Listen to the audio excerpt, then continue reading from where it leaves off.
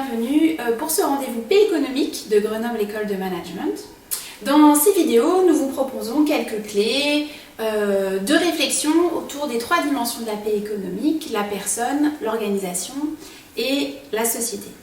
Je suis Caroline Cuny, je suis membre de la chaire Paix économique et je vais vous parler d'un sujet qui porte plutôt sur les dimensions de la personne et de l'organisation.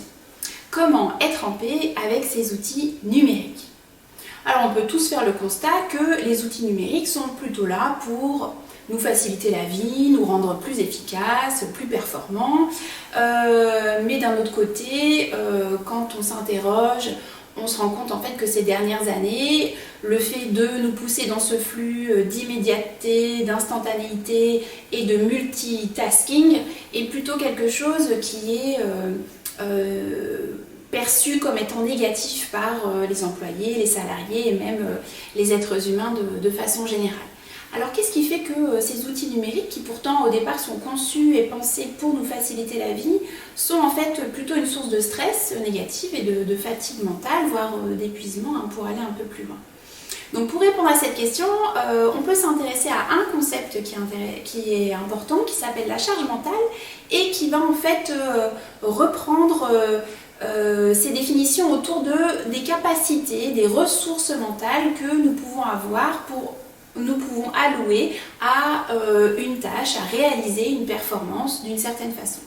Donc ce réservoir de ressources mentales, donc qu'on appelle charge mentale, il va être un petit peu utilisé à chaque fois qu'on va avoir besoin de faire quelque chose.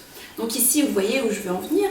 Depuis le confinement, on est encore plus, bien sûr, à utiliser tous ces outils numériques pour pouvoir rester dans le flux, d'accord? Puisque ici, s'enlever du flux d'une certaine façon, ce serait de se couper du monde extérieur, puisqu'ici tout est, avec le confinement, médiatisé à travers nos outils numériques. Donc ils sont encore plus utiles, mais ils peuvent encore plus nous contraindre et nous donner l'impression d'une certaine surchauffe mentale. On veut absolument garder une performance optimale partout, tout en étant des parents exemplaires, des voisins exemplaires ou des amis effectivement aussi absolument parfaits.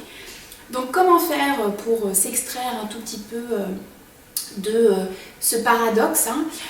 L'idée c'est justement de respecter sa charge mentale. Premièrement, en se rappelant que notre cerveau ne traite pas autant d'informations que nos processeurs d'ordinateur.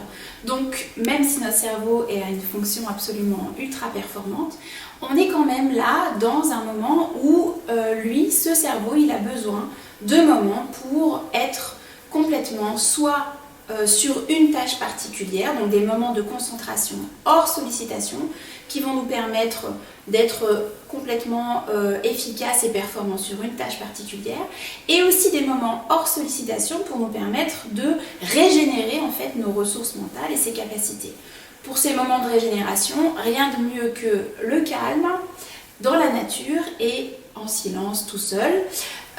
Évidemment ici en ce moment on ne peut pas tellement aller dans la nature, donc l'idée c'est d'essayer de trouver quelques audios avec des personnes qui vont vous accompagner en fermant les yeux, peut-être des exercices de relaxation, peut-être des exercices de rêve éveillé, et pourquoi pas utiliser aussi les petits exercices de méditation qui sont proposés par la chaire Paix économique.